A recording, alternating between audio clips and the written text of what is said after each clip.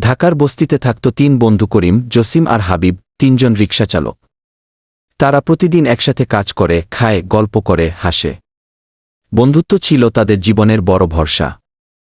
করিম একটু সৎ আর পরিশ্রমী ছিল। তার রিকশায় ভালো কামাই হতো।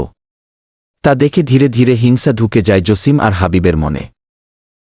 একদিন হাবিব হেসে বলল, চল করিম, জঙ্গলে যাই পিকনিকে। একটু আনন্দহাসি হোক। করিমও খুশি হয়ে রাজি হয়ে গেল। সে বলল, তোদের সাথে না ঘুরলে আর কার সাথেই বা ঘুরব। কিন্তু করিম কি জানত, এই আনন্দঘন দিনটাই হবে তার জীবনের শেষ দিন।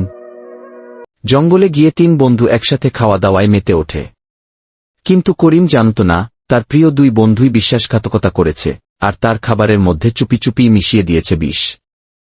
বিষমিশ্রিত খাবার খাওয়ার কিছুক্ষণ পর করিম কাঁপতে কাঁপতে মাটিতে লুটিয়ে পড়ে। তখন তার 2 বন্ধু ঠান্ডা মাথায় তাকে চেপে ধরে নিস্তেজ শরীরটি টেনে নিয়ে যায় জঙ্গলের গভীরে। জঙ্গলের গভীরে নিয়ে গিয়ে ওরা করিমের নিস্তেজ দেহ টুকরো টুকরো করে কেটে ফেলে। এরপর সেই খণ্ডিত শরীর বস্তায় ভরে জঙ্গলের নানা প্রান্তে ছড়িয়ে দেয়, যেন কেউ কখনো তার অস্তিত্ব খুঁজে না পায়। শহরে ফিরে করিমের রিকশাটা নিজেদের দখলে নেয় হাবিব আর জসিম। করিমের রিকশা বিক্রি করে দেয় এক লোকের কাছে। তারা যেন এক মৃত বন্ধুর শেষ সম্পত্তিও বেচে দেয় নির্লজ্জভাবে। রাতে জেগে ওঠে হাবিব, তার মনে হয় করিম তার দিকে তাকিয়ে আছে। জসিম অশান্ত, বিছানায় কেঁপে কেঁপে উঠে। তাদের ঘুম কেড়ে নেয় করিমের নীরব অভিশাপ। অন্যদিকে করিমের ভাই থানায় গিয়ে অভিযোগ করে, আমার ভাইকে খুঁজে পাচ্ছি না স্যার। ও তো কারো ক্ষতি করেনি।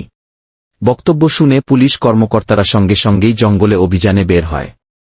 কিছুক্ষণ তল্লাশির পর জঙ্গলের গহীনে তারা পায় ছিন্নভিন্ন দেহাংশ, রক্তমাখা জামা আর অপরাধের ছাপ রেখে যায়। এক পুলিশ সদস্য যখন একটি বস্তা খুলে দেখে ভেতরের বিভীষিকাময় দৃশ্য, তখন চারপাশের সবাই স্তব্ধ হয়ে যায়, ভয় আর অবিশ্বাসে জড়সড় হয়ে পড়ে। সব প্রমাণ দেখে এবং অবস্থান বিশ্লেষণ করে পুলিশ জসিম ও হাবিবকে সন্দেহ করতে শুরু করে, কারণ তারা দুজনেই কয়েকদিন ধরে গ্রাম থেকে নিখোঁজ, আর শহরের কাছাকাছিও কোথাও তাদের খোঁজ মেলেনি। অনেক খোঁজাখুঁজির পর পুলিশ শেষমেশ জসিম ও হাবিবকে আরেকটি শহর থেকে আটক করে। জিজ্ঞাসাবাদে তারা স্বীকার করে, মাত্র একটি রিকশার জন্যই তারা তাদের প্রাণের বন্ধু করিমকে নির্মমভাবে হত্যা করেছে। পরে গ্রামবাসীরা করিমের বস্তাবন্দি দেহাবশেষ কবর দেয় গ্রামের মাটিতে। সেই মুহূর্তে উপস্থিত সবার চোখ ছিল অশ্রুতে ভেজা, নীরবে সবাই শোক প্রকাশ করে এক বিশ্বাসঘাতকতার নির্মম পরিণতিকে সামনে রেখে আজ আমরা একটা লাশ নয়, একটা বিশ্বাসের কবর দিয়েছি। করিম একজন সৎ এবং কঠোর পরিশ্রমী মানুষ। তার অপরাধ ছিল শুধু এটাই, সে একটু এগিয়ে গিয়েছিল। তার সবচেয়ে কাছের বন্ধুরাই তাকে হত্যা করেছে শুধু একটি রিকশার জন্য।